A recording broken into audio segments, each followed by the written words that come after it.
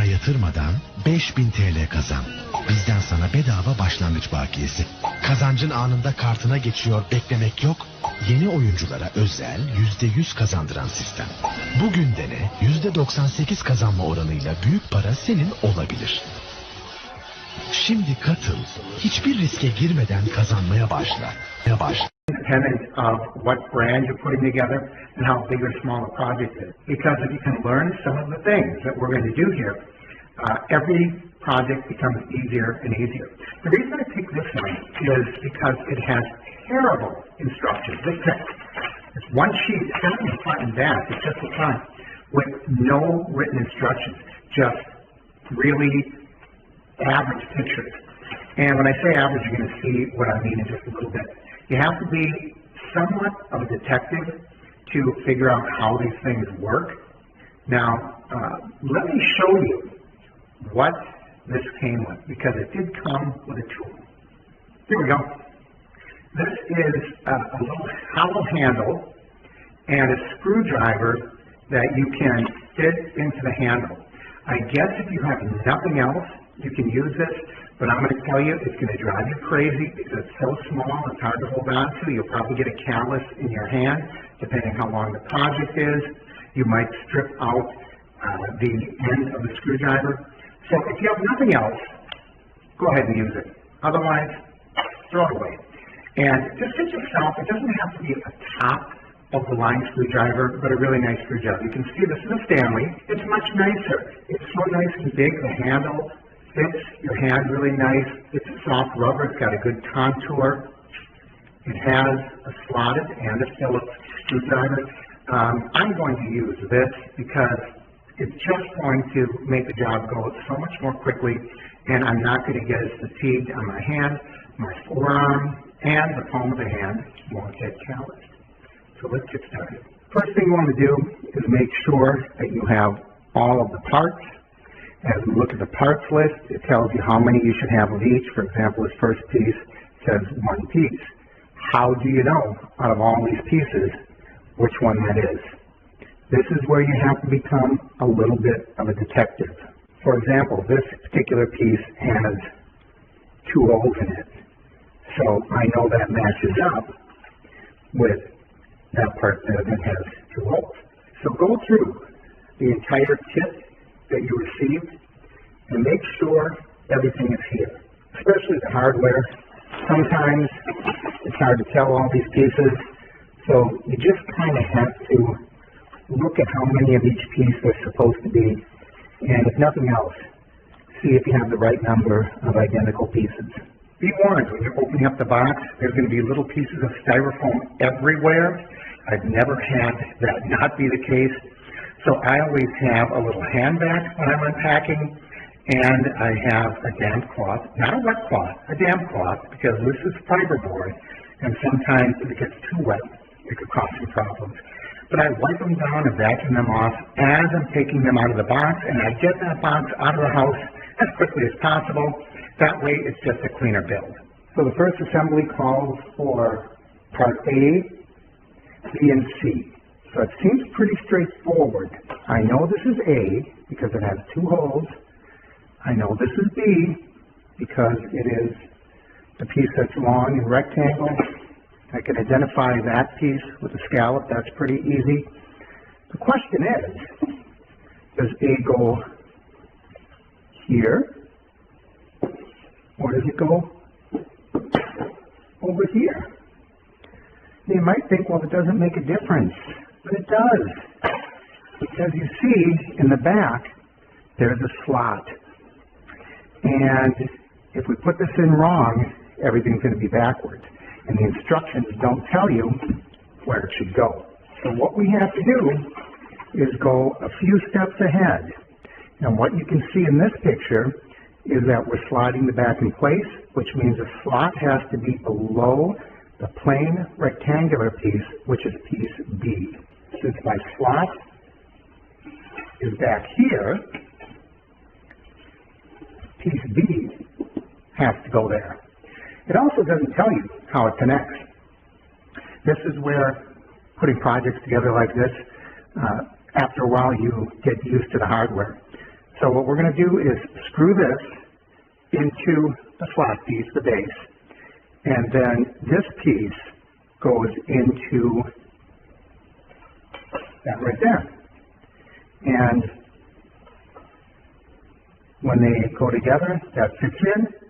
You give this a turn with the screwdriver, and it'll tighten them down. So there's a little piece of plastic there, and you want to take that off, cut it away, or take it away, because you want to make sure that this lies flat. So on that piece, you're going to see an arrow. I'm going to take it out. If I can get it out now. But that can spin around and round. Okay? And you want to make sure that the little arrow that's on there is pointing down. Otherwise, that hole won't line up. Put that on like that. And then we give that a turn. And now that's tight. That's all there is to it. Very common fastening device that you're going to find when you put these types of projects together. I'm going to do that same thing on this piece right here. Put that in. The arrow pointing down. You probably can't see that, but the arrow is pointing down. Little arrow on there. And then put that on. Now tighten it up. So this piece is done. This wiggles a little bit, but I'm not worried about it because when we screw the sides on, that will tighten it up. Now the next instruction says I'm supposed to put this end on here and screw it into the top, the middle shelf, and the bottom. There's two pieces that look almost alike. Which one do I put there? Well, I know this is wrong because this has a groove and that has a groove and they aren't lining up. So, if I put that in, and you can see those grooves line up, so that's going to be when the back piece slides in, it'll notch in very cleanly there. So I'm going to line up the other two pieces, and then we'll put screws in from the far end. Now I like to put all the screws in very loosely before I tighten everything down to make sure it's all lined up. I'm going to put these screws in first to get that top shelf lined up. And then I'm going to line up the second shelf. Okay, so I have all of those screws started. I'll tighten those up, and then we're going to move down to this end. One step at a time, you have to make sure everything fits. I think that's a pretty important pointer. These pieces, although they're cheaply made, they can look really good and be really strong if you take your time putting them together. Sometimes the holes don't line up perfectly, so always loose fit them and slowly go around the whole thing. I have 5 screws or 4 screws there. So I'm not going to tighten one down and then tighten the next 3. I'm going to move around them in a pattern, tightening, maybe adjust a little bit, move it so it's lined up just the way I want it. Then I tighten it down, and you'll be really happy with the result. Also, be very careful. These are really coarse threads, and the fiberboard these are made out of can be stripped very easily. Be careful how tight you make this. Make it so it's snug and no tighter.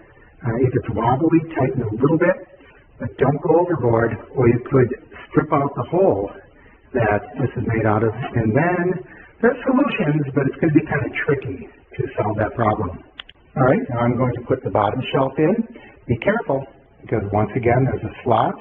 We want to make sure that that lines up with that slot. So when we put the back in, it fits. I could flip this whole thing over, and the slot would be on this front edge, and that would not work at all. All right, here's something really weird. The instructions clearly show that the center shelf should be in place when that end is being assembled. And yet, it doesn't have to. Not only that, it can't, because there are no holes here. This is an adjustable shelf, and it's used with these little gadgets. These just slide in, And you see that there are 3 different holes there, and you can adjust the position of the shelf. The shelf is just going to rest on there later. Okay, now we have a decision to make. It's time to slide the back in place, and that's why we had those slits in there. So we have to decide, do we want this to look white when we're looking in the cabinet, or do we want it to look white when we're looking outside the cabinet? Because it's only white on one side. Now in my case, this is going to be pushed up against the wall, so I don't care what the back of it looks like. So I'm going to slide this so the white is on the inside, which I think is probably the way it's designed.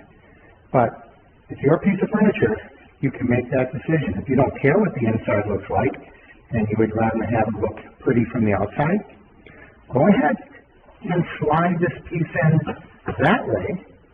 And then when you're looking at it from the back, it'll look nice and white. So we're just going to slide this in like a drawer, and it'll fit nice and neat.